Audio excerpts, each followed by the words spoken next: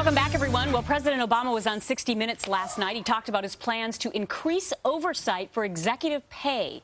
But is this another example of too much government and not enough free market? Well, if the government controls how much people can get paid, does that eliminate the motivation to actually work hard? Joining me now, Gary Kaltbaum, a Fox News business contributor, and David Sirota, syndicated columnist. Good morning, gentlemen. Hey there. Good morning. All right, Gary, so I think the headline for me this morning was that it's one thing to try and cap executive bonuses and pay for bailout recipients, but this plan could go a step further and actually cap the pay of other publicly traded companies. Two words. When I read an article this morning, it said other companies, also other companies. You're heading towards a place where you're going to be in big trouble for business, and it's simple. In a free market, capital and people are going to go to places where they are treated most nicely, if for lack of a better word. And when you start capping pay, people are going to say, I'm not going to work at this place. I'm going to go work at the other place that's going to pay me a lot more. So you're interfering with market forces, and it is just a bad place to go. David, is it not cool anymore to bring in the cash? Is that what we've come to? No, I don't think it's that. Look, I think if you look at President Obama's record in the Senate, his big issue on executive pay is empowering shareholders to have a say on pay. So the question is whether shareholders of companies should be able to restrict and regulate the pay that they're paying their own board members and CEOs. And I think the answer is yes. Right now, companies and boards don't have to do that. And I think the president, his record is to say, let's empower shareholders to regulate the pay of essentially their employees. Gary, why would we do that if a company's operating just fine on its own? By the way, shareholders do vote on proxies, so they do already have a say on those types of things. They don't have as much of a say as the president has asked for. Yeah, but why do these companies that are not receiving bailout cash, Gary, need to have their executive pay capped?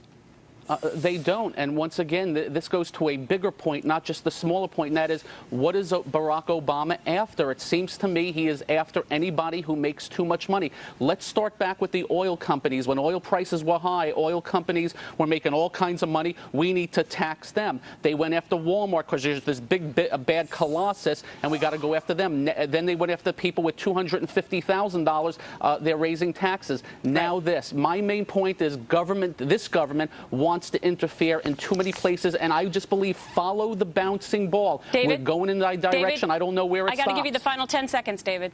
The final 10 seconds is we live in one of the most unequal times in American history. That is not good. The president is trying to address that. We don't want to have a situation where the inequality of wealth is like it was before the Great Depression. Okay, Gary, we need to address that.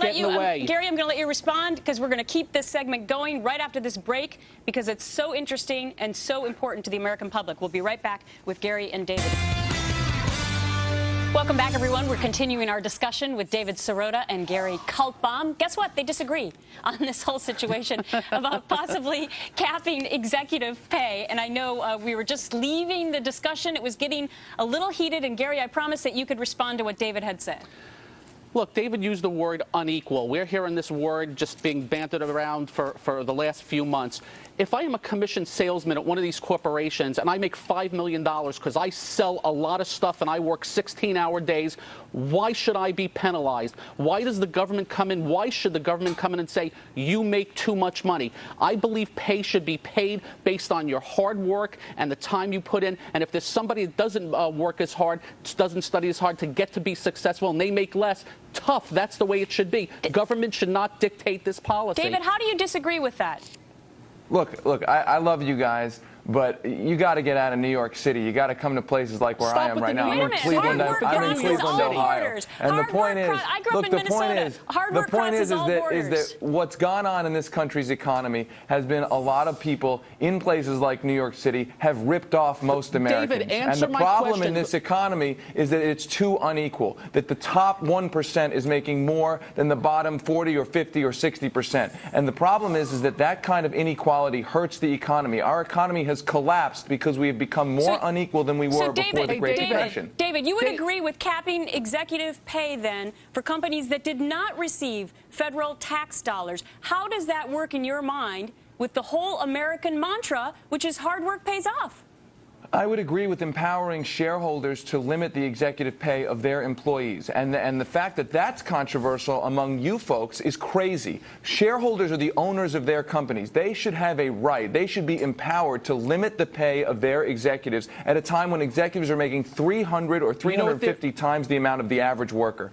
Gary? You know what their right is? They can buy and sell the stock. They don't need to hold on to it. Why shouldn't they have the right to limit the pay of their employees? By the way, why shouldn't they have the right to limit the pay of their employees? Why is that so controversial to you? You keep talking Why about is that so controversial to you? It's an easy mantra. What about the guy selling beer in Milwaukee and he sells a lot of it and makes $5 million at one of these corporations? Why can't this guy in make that Milwaukee money? selling a lot of beer and making $5 million? That's not the example. The example is AIG executives making millions. David and Gary, let me ask you this question. David, do you believe in the American dream? Absolutely. Gary, do you believe in the American dream? Absolutely, but people like David believe in cutting off the American dream by taxing it more and telling people how much they should and should not make. Can I respond to that? My answer is that I believe in an American dream where we were a much more equal society. And by the way, when we were a much more equal society, our economy was doing better. When we had top tax rates of 90%, when our economy had a tax rates of 90% and unionization was at 35%, we were the fastest growing, strongest growing economy in the world. And so the idea that what I'm saying is against the economy, that's absolutely true. The 1960s and 1970s, all right, guys. The 1950s to the 1960s was the fastest rate of economic growth in American history. I'm going to have to wrap it up at that, but I'm glad that we all had an answer to what the American dream is. We just don't all agree with it. David and Gary, good to see you both this morning.